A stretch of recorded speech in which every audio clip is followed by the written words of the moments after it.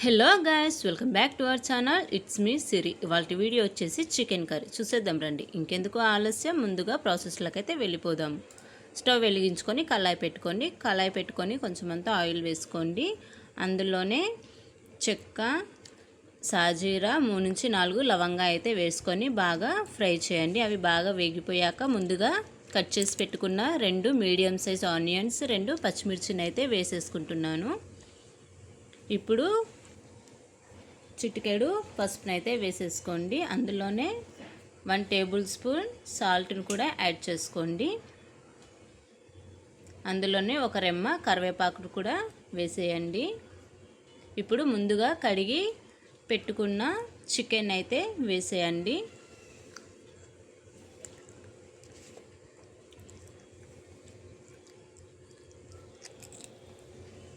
వేసేసి బాగా తాలింపు అనేది ముక్కలకి పట్టేలాగా కలిపేసుకోండి. చూస్తున్నారు కదా, ఈ విధంగా అయితే కలిపేసి మూత అయితే పెట్టి కొద్దిసేపు మగ్గనిద్దామండి. చికెన్లో అనేది వాటర్ అనేది బయటకు వస్తుంది కదా, చూస్తున్నారు కదా. ఇప్పుడు అందులోనే 1 మీడియం సైజ్ టమాటాని అయితే వేసేసుకుంటున్నాను.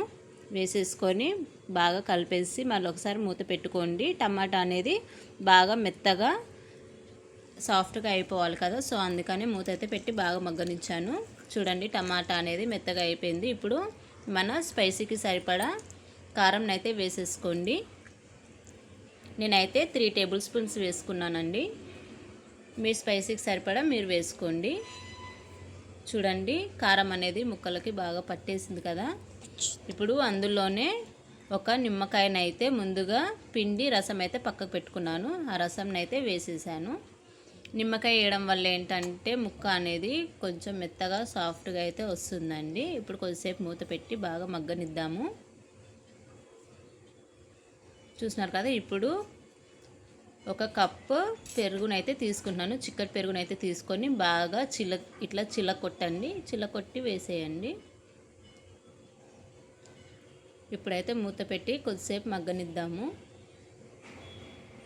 ఇప్పుడు అందులోనే 1 టేబుల్ స్పూన్ అల్లం పేస్ట్ని అయితే వేసేయండి. వేసేసి బాగా కలపండి. చూస్తున్నారు కదా, ఇప్పుడు కొద్దిసేపు అయితే మూత పెట్టి మగ్గనిద్దామండి.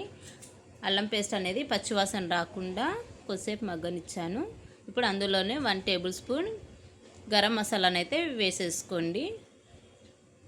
వేసేసుకొని కొద్దిసేపు ఒక 2 to 3 మినిట్స్ మూత అయితే పెట్టి మగ్గనిద్దామండి. గరం మసాలా ఫ్లేవర్ అనేది బాగా ముక్కలకి పడుతుంది. అంతే అండి, ఎంతో రుచికరమైన చికెన్ కర్రీ అయితే రెడీ. స్టవ్ అయితే ఆఫ్ చేసేసాను.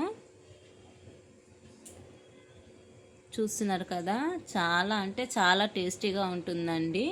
చపాతీలో కానీ పూరీలో కానీ చాలా అంటే చాలా బాగుంటుంది. ఈ ప్రాసెస్లో మీరు ఒకసారి ట్రై చేయండి. చూస్తున్నారు కదా చికెన్. ఈ వీడియో కనుక మీకు నచ్చినట్లయితే లైక్ చేయండి, షేర్ చేయండి, సబ్స్క్రైబ్ చేసుకోవడం మాత్రం మర్చిపోకండి. అంతే అండి, బాయ్ బాయ్.